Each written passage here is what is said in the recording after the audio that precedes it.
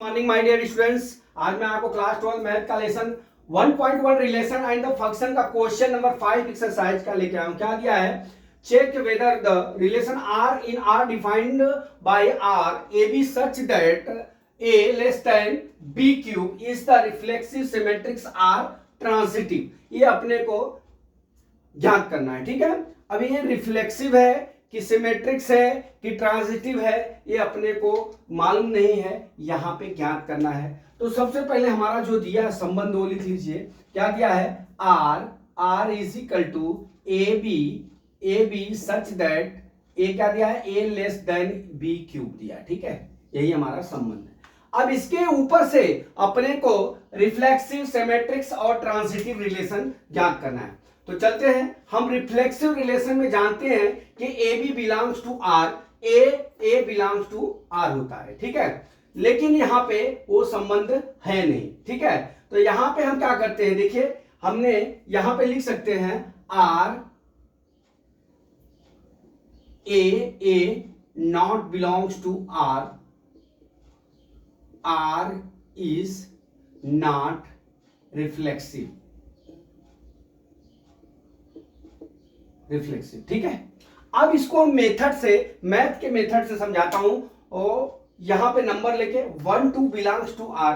देखिए 1 2, अब यहां पे क्या दिया हमारा? ए, देखिए A less than equal to B cube दिया है। ठीक है, यहां पे अब हम क्या करते हैं, देखिए 1/2 बी का 1/2 का हम होल क्यूब कर लेते हैं, क्योंकि ए और ए दोनों समान करते हैं। तो देखिए 1/2 लेस देन इक्वल टू 1/8 होगा, जो 1/2 not less than equal to 1/8 के बराबर हो जाएगा। इसलिए 1/2 not belongs to R, R is the not reflexive relation. ठीक है डियर, अब चलते हैं सिमेट्रिक्स रिलेशन में। क्या होता है हमारा संबंध? A B belongs to R, B A belongs to R. यहां पे क्या है? B A not belongs to R होगा। मैं एग्जांपल से यहां समझा रहा हूं।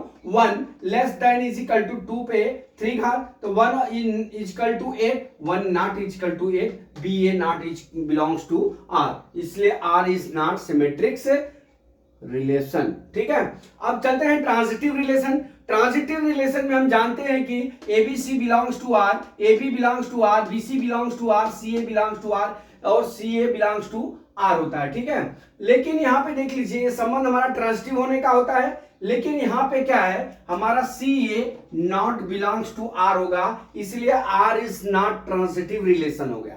अब इसको हम नंबर्स के हिसाब से समझाते हैं। देखिए अब हमारा क्या संबंध क्या है? ए, देखिए A less than equal to B cube है।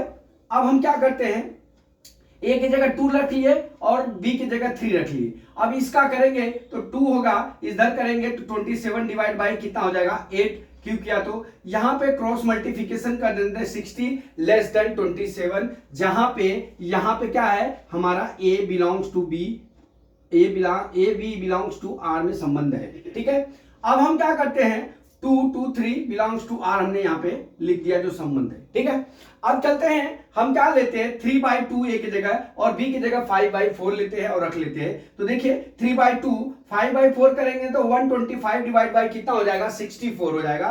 क्रॉस मल्टीप्लिकेशन कर देंगे तो 192 लेस देन इक्वल टू 250 हो जाएगा। तो यहां पे भी 3/2 और 5/2 में आर से संबंध है, बराबर बिलोंग्स टू आर लिख लिया।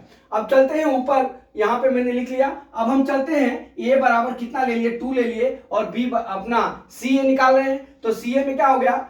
ए सी निकाल रहे हैं तो 2 हो गया और 5/4 हो गया। तो यहां 2 लेस देन 5/4 का क्यूब है तो 1/25 डिवाइड बाई 64 हो जाएगा। अब यहाँ पे क्रॉस मल्टीप्लिकेशन कर दीजिए, 128 लेस देन इक्वल टू 125, जो 128 less than not equal to 125, R is not transitive relation. दोस्त मैंने आपको इसको पूरी समझाने की कोशिश की है दोनों मेथड से, तो मैं आशा करता हूं कि ये न्यूमेरिकल आपको समझ में आ गया होगा। अगला न्यूमेरिकल कल मैं फिर लेके आता हूं। एक शेयर करिए और एक लाइक करिए, अपने मित्रों को बताइए, अगले वीडियो का वेट करिए। जय मां सरस्वती, जय भारत माता, जय जवान, जय किसान।